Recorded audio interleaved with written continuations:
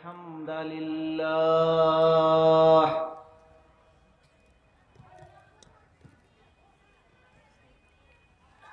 نحمده ونستعينه ونستغفره ونؤمن به ونتوكل عليه ونعوذ بالله من شرور أنفسنا ومن سيئات أعمالنا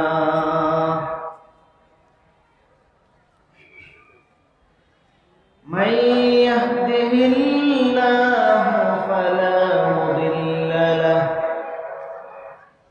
ومن يضلله فلا هادي له ونشهد أن لا إله إلا الله ونشهد أن محمدا عبده ورسوله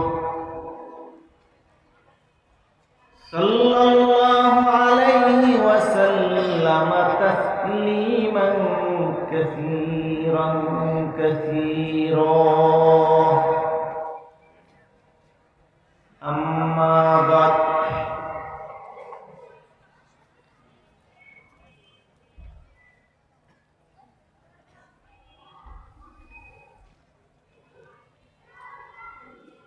আজকের ইমাম ঐক্য পরিষদ ৫১ নম্বর ওয়ার্ড কর্তৃক আয়োজিত মহতি মাহফিলের মাননীয় সভাপতি, প্রধান অতিথি, প্রধান বক্তা, সম্মানিত ইমাম সাহেবগণ এবং উপস্থিত মেহমানানে কেরাম, সবাইকে সম্মান, শ্রদ্ধা এবং শুভেচ্ছা জানিয়ে আমি কয়েকটি কথা আপনাদের সামনে উপস্থাপন করার ইচ্ছা করেছি।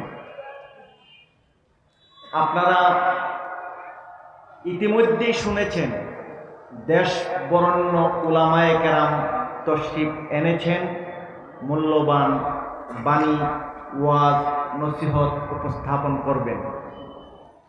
আমি আপনাদের অনেকেরই সুপরিচিত, এই জন্য ওয়াজ বা এই ধরনের কোনো আলোচনা না করে আমি সমসাময়িক কয়েকটা বিষয়ে আপনাদের সাথে একটু করে মত বিনিময় করি।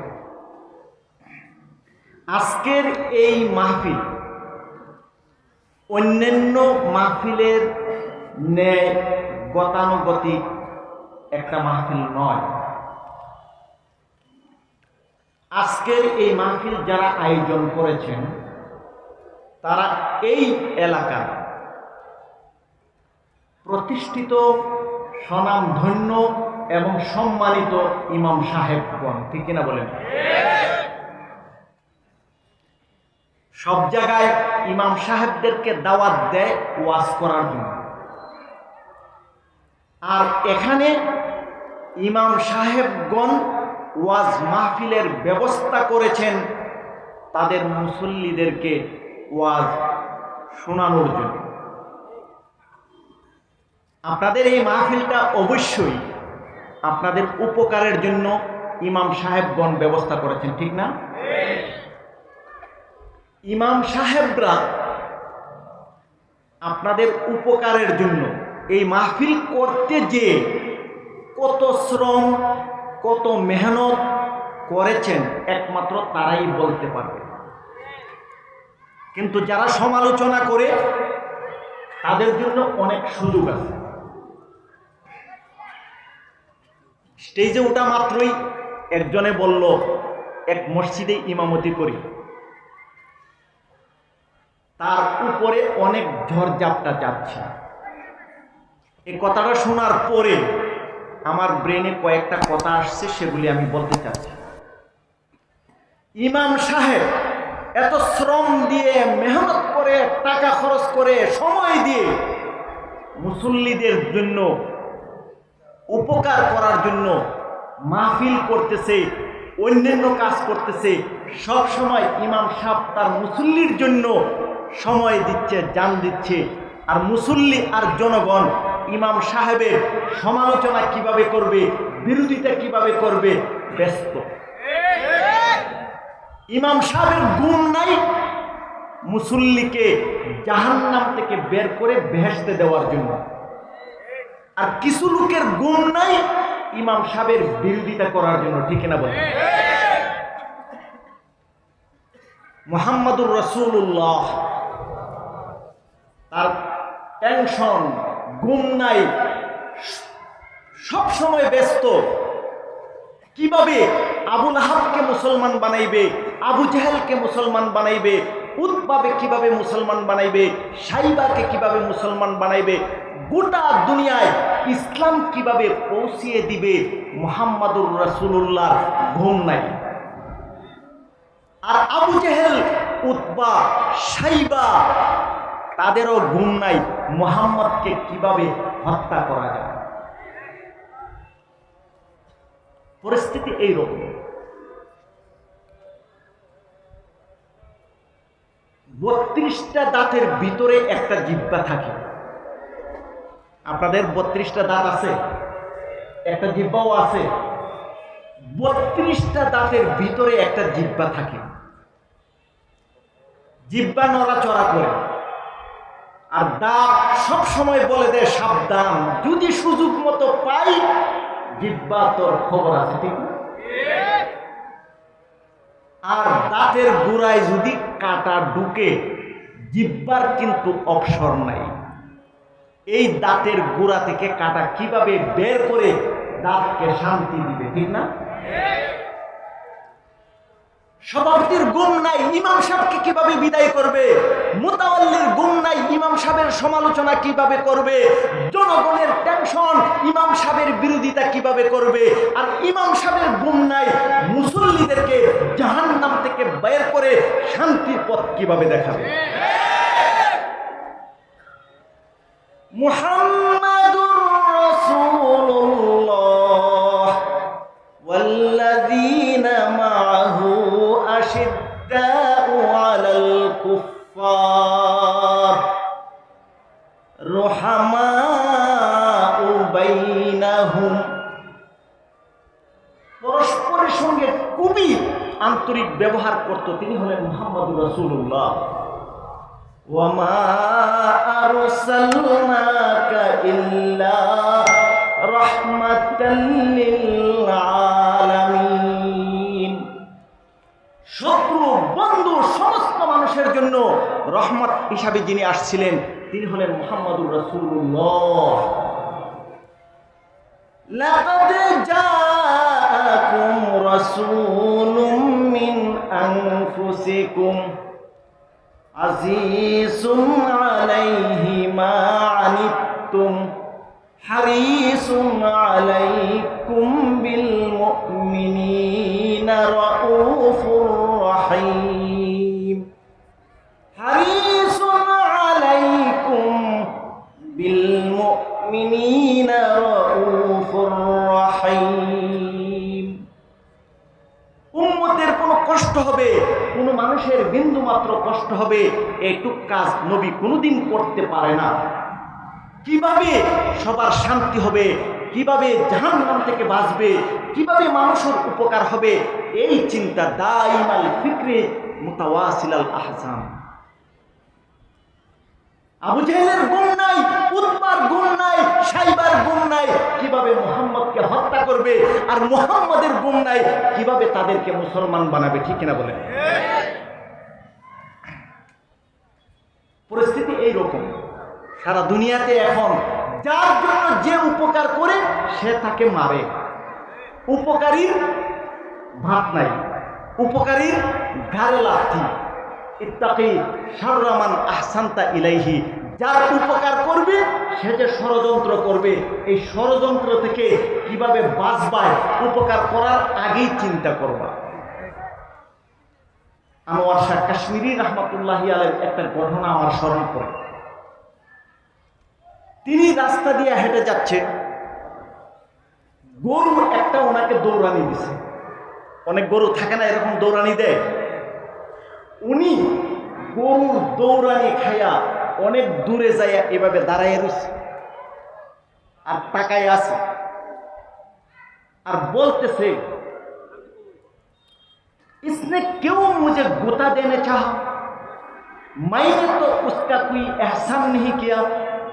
এই গরু এটা আমারে কেন গুতা দিবার লাগে দৌড়ায়, আমি তো তার কোনো উপকার করি নাই। গরু আমাকে দৌড়ানি কেন দিল, আমি তো তার কোনো উপকার করি নাই। এক বুড়া লোক আসছে দূর থেকে, আয়সা বলে, হুজুর চিনছেন গরু এটাকে? এটা যখন ছোট ছিল বাছুর, একদিন গলার মধ্যে রশি পেস্ট লাগছিল, তখন ওই দিন আপনি ওইটার গলার রশিটাকে ছোটাইয়া দিয়া এই গরুটারে জান বাঁচাইছিলেন, আর এই গরু আপনাকে আজকে দৌড়ানি দিছে গুতা দিবার লাগে। আভি সমাজ মে আয়া, এখন বুঝতে পারছি আমি একদিন গরুর উপকার করছিলাম, এটা আমাকে আজকে বদলা দিতেছে। ইমাম সাহেবরা রাব্দুল মুসল্লির পিছনে সময় দেয়, সমাজের উপকার করার চেষ্টা করে, মুসল্লিদের উপকার করার চেষ্টা করে, এই জন্য তারা সুযোগ পাইলেই বাস ঢুকাইয়া প্রতি উত্তর দেয়। আবু জাহেল, উতবা, শাইবা তাদের জন্য মুহাম্মদুর রাসূলুল্লাহ কত শ্রম দিয়েছে, রাত দিয়েছে, দিন দিয়েছে, সময় দিয়েছে, চোখের পানি দিয়েছে। আর মুহাম্মদুর রাসূলুল্লাহ নামাজের মধ্যে যখন সিজদায় গেছে তখন তার মাথার উপরে উটের ভুঁড়ি উঠাই দিয়েছে, ঠিক কিনা বলেন? আর মুহাম্মদুর রাসূলুল্লাহ তাদের জন্য কাঁদে। আজিজুন আলাইহি মা আনিতুম হারিসুন আলাইকুম বিল মুমিনিনা রাউফুর রাহিম। তোমরা যত খারাপ ব্যবহারই করো না কেন, ইমাম সাহেব কিন্তু চেতবে না, মুহাম্মদুর রাসূলুল্লাহ কিন্তু চেতবে না। আমরা ভালো ব্যবহার করে থাকি, কিন্তু জেনে রাখো ইমামতি এটা এমনি আসে নাই। আল্লাহ তাআলা যাকে পছন্দ করে তার মাথায় ইমামতির টুপিটা পরায় দেয়। ইমাম ছিলেন মুহাম্মদুর রাসূলুল্লাহ, ইমাম ছিলেন ইব্রাহিম আলাইহিস সালাতু ওয়াস সালাম। وَإِذِ ابْتَلَى إِبْرَاهِيمَ رَبُّهُ بِكَلِمَاتٍ فَأَتَمَّهُنَّ قَالَ إِنِّي جَاعِلُكَ لِلنَّاسِ إِمَامًا। হাজার পরীক্ষা দেওয়ার পরে ইমামতি পেয়েছে, আগুনে ফেলে দিয়েছে, পরীক্ষা দিয়ে পাশ করেছে, দেশ ছাড়তে বলেছে, দেশ ছেড়ে পরীক্ষায় পাশ করেছে, স্বামী স্ত্রী এবং সন্তানকে বনবাস দিতে বলছে, ওই পরীক্ষায় পাশ করেছে, ছেলেকে নিয়ে কাবাঘর তৈরির পরীক্ষা দিয়েছে, সেই পরীক্ষায় পাশ করেছে, ছেলেকে জবাই করার পরীক্ষা দিয়েছে, সেই পরীক্ষায়ও 1 নাম্বার হয়েছে। এরপরে পাইছে কি? ইমামতি। قال إني جاعلك للناس إماما। এই ইমামতি সহজে পাওয়া যায় না, মেহনতের বিনিময়ে লাভ হয়েছে, আর তুমি ঠেলা দিয়ে ফেলাই দিতে চাও।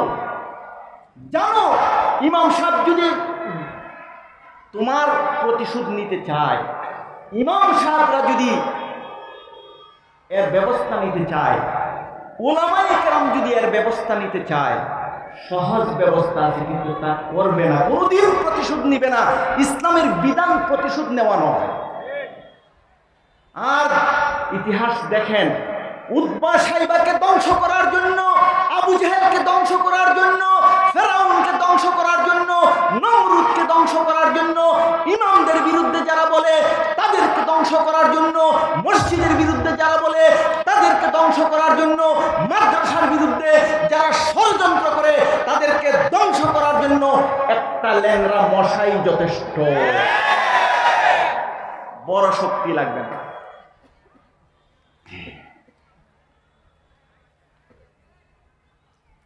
ইন্না বাতুশা রাব্বিকা লাশাদীদ, যখন ধরার প্রয়োজন হবে তখন কিন্তু ধরবে ঠিকই। একটা পাখি পাঠিয়ে দিলে সবগুলিকে ধ্বংস করে দিবে। আলাম তারা কাইফা ফাআলা রাব্বুকা বিআসহাবিল ফিল, কত শক্তিশালী সুপার পাওয়ার হাতিওয়ালা বাহিনী ছিল, একটা পাখি যথেষ্ট তাদেরকে ধ্বংস করে দেওয়ার জন্য। আলাম তারা কাইফা ফাআলা রাব্বুকা বিআদ ইরমা যাতিল ইমাদ আল্লাতী লাম ইউখলাক মিসলুহা ফিল বিলাদ। কত বড় বড় জাতি এই পৃথিবীতে আসছে, কোথাও দাঁড়াইয়া থাকলে মনে হয়েছে যেন বিশাল গম্বুজ, সামান্যভাবে সবগুলিকে ধ্বংস করে দিয়েছে। কিন্তু উলামায়ে কেরাম মুহাম্মদুর রাসূলুল্লাহর আদর্শ মতো চলে। আমরা চাই না এই পৃথিবীর একটা মানুষ ধ্বংস হোক, তাহলে আমরা ইসলাম প্রচার করব কার কাছে? তায়েফের ঘটনা যখন ঘটলো, তারা যখন রাসূল সাল্লাল্লাহু আলাইহি সাল্লামের গোটা গায়ে পাথর নিক্ষেপ করলো, শরীরের পশমের গুড়ায় গুড়ায় পাথর নিক্ষেপ করেছিল, জিবরাইল আলাইহিস সালাতু ওয়াস সালাম এসে বললেন, বরাদ্দ হয়ে গেছে, আপনি অনুমতি দিলে দুই দিকের পাহাড়কে একসাথে করে দিয়ে তাদেরকে শেষ করে দেওয়া হবে, একদম ফেসে যাবে। রাসূল কি বলেছিলেন? আল্লাহুম্মা হাদি কওমি ফাইন্নাহুম লা ইয়ালামুন, তাদেরকে ধ্বংস করে দেন, নষ্ট করে দেন, শেষ করে দেন, বিনাশ করে দেন, এটা আমি চাই না। তাদেরকে হেদায়েত দেন, আমি দিন পৌঁছাইতে চাই। রাসূলের আদর্শ। হাসরের ময়দানের অবস্থা কি হবে জানেন? ইয়াউমা ইয়াফিরুল মারউ মিন আখিহি ওয়া উম্মিহি ওয়া আবিহি ওয়া সাহিবাতিহি ওয়া বানিহি। বউয়ের খোঁজ থাকবে না, ভাইয়ের কোনো খোঁজ থাকবে না, বোনের কোনো খোঁজ থাকবে না। আর ওই হাসরের ময়দানে জীবন বাঁচানোর মতো একটু মাথা রাখার কোনো জায়গা থাকবে না, একটু ছায়া নেওয়ার কোনো জায়গা থাকবে না, আশ্রয়ের কোনো জায়গা থাকবে না। ওই দিন নবী আদম আলাইহিস সালাম বলবে ইয়া নাফসি ইয়া নাফসি ইয়া নাফসি, নূহ আলাইহিস সালাতু ওয়াস সালাম বলবে ইয়া নাফসি ইয়া নাফসি, ইসমাঈল আলাইহিস সালাতু ওয়াস সালাম বলবে ইয়া নাফসি ইয়া নাফসি, নবী ইব্রাহিম আলাইহিস সালাতু ওয়াস সালাম বলবেন ইয়া নাফসি ইয়া নাফসি, মূসা আলাইহিস সালাতু ওয়াস সালাম বলবেন ইয়া নাফসি ইয়া নাফসি, ঈসা আলাইহিস সালাতু ওয়াস সালাম বলবেন ইয়া নাফসি ইয়া নাফসি। আর মুহাম্মদুর রাসূলুল্লাহ আরশের নিচে সিজদায় পড়ে বলতে থাকবেন ইয়া উম্মতি ইয়া উম্মতি। দুনিয়া তিনি রহমত, পরকালে পর্যন্ত উম্মতের জন্য এই রকম বেকুল থাকবে উম্মতকে বাঁচানোর জন্য। আর এই মুহাম্মদের বিরুদ্ধে যারা বিরোধিতা করে তারাই আজকে ইমামদের বিরুদ্ধে, উলামায়ে কেরামের বিরুদ্ধে কথা বলে, মসজিদের বিরুদ্ধে কথা বলে, মাদ্রাসার বিরুদ্ধে কথা বলে। বাদশাহ শাহজাহানের একটা ঘটনা ইয়াদ হয়েছে। বাদশাহ শাহজাহান তার দরবারের কিছু লোককে ডাকলো, ডাইকা বলল যে আমার রেশম কাপড় পরিধান করতে মনে হচ্ছে। রেশমি কাপড় পরা কি জায়েজ নাকি না জায়েজ? হারাম। রেশমি কাপড় পরতে মনে চাইছে, রেশমি কাপড় পুরুষের জন্য হারাম। বাদশাহ শাহজাহান বলল, আমার মনে চাইছে আমি রেশমি কাপড় পরিধান করব, কিন্তু মোল্লারা যে ফতুয়াবাজি করবে এই জন্য মোল্লাদের থেকে ফতুয়া নিয়ে আসে। এখন মোল্লা কিছু থাকে রাজদরবারের আশেপাশে ঘুরে হালুয়া রুটি খাওয়ার জন্য। বাস্তব মৌলবী দ্বারা ওরা ওই রাজদরবারের পাশে হালুয়া রুটির পাশে তাদেরকে খুঁজে পাওয়া যায় না। হালুয়া রুটির মোল্লারা লিখে দিছে, বাদশাহ শাহজাহান যেহেতু রেশমি কাপড় পরার মনে চাইছে এই জন্য এটা জায়েজ। এরম মৌলবী আসেনি দেশে? ক্ষমতা যেদিকে দেখে ওই দিকে ফতুয়া চলে, লাঠির জোরে এখন ফতুয়া দেয়। বাদশাহ শাহজাহান বলল, বড় জোরের ফতুয়া কোথায়? দিল্লি মসজিদের ইমাম মোল্লা জিউনের দস্তখত নাই যে? তুমি যেই সমস্ত মৌলবীদের দস্তখত আনছো এই দস্তখতে ফতুয়া চলবে না। দিল্লি জামে মসজিদের যে ইমাম খতিব তার দস্তখত লাগবে। ইমাম সাহেবের দস্তখতের জন্য গেছে। ইমাম সাহেব বলছে, দস্তখত আমি এখন দিব না, শুক্রবারে মিম্বরে বসে আমি দস্তখত দিব। ফতোয়া দিব কোথায়? চুপে চাপে হালুয়া রুটি অন্ধকারে প্যাকেট দিবা আর দস্তখত নিবা, ঠিক না? এটা খুব সুবিধা হয়। লেন দেন কয়টা হবে? লেন দেন। মোল্লা জীবন বলল, চুপে চাপে কোনো ফতোয়া হবে না, ফতোয়া আমি দিব শুক্রবারে মিম্বরে বসে, যখন নাকি বাদশাহ আমার সামনে থাকবে। আগের যুগের বাদশারা আবার নামাজ পড়তো, একদম ইমাম সাহেবের বরাবর বসছে নামাজ পড়ার জন্য। ফতোয়া দেওয়ার কথা না শুক্রবারে। রেশমি কাপড় পুরুষের জন্য পরা জায়েজ, এই ফতোয়া যে সমস্ত মৌলবীরা দিছে, রেশমি কাপড় পুরুষের জন্য জায়েজ, এই ফতোয়া যেই সমস্ত মৌলবীরা দিয়েছে তারাও কাফের, আর যে ফতোয়া চাইছে এটাও কাফের। মুফতি অল মুস্তাফতি দুইটাই কাফের। যারা ফতোয়া দিয়েছে টাকার বিনিময়ে আর যে টাকা দিয়া ফতোয়া নিছে দুইজনই কাফের। চুপে চাপে বৈশা রয়েছে বাদশাহ, বাদশাহ তো চুপে চাপে বৈশা রয়েছে আর মনে মনে ভিতরে একদম ফুইলা রয়েছে। মোল্লা মোল্লা বিলে মোল্লা কথাবার্তার মধ্যে ভদ্রতা নাই। ব্রাহ্মণবাড়িয়ার এক লোক বলতেছে, এক মোল্লার সাথে আমার পরিচয় আছে। আর ভদ্রতা শিখেন, পড়ালেখা করলে পরে পড়ালেখার পরিচয় দিতে হয় কথায় কথায়। কয় মোল্লা আমার খায় আর আমার বিরুদ্ধে ফতোয়া দেয়, এসব কথা বলে কিনা আজকাল? মোল্লা